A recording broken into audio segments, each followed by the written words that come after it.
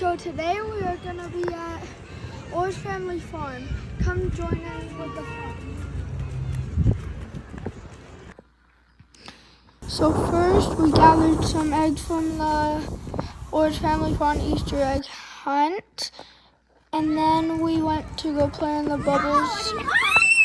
Look at the huge one I just made. Thirdly, there I am an egg.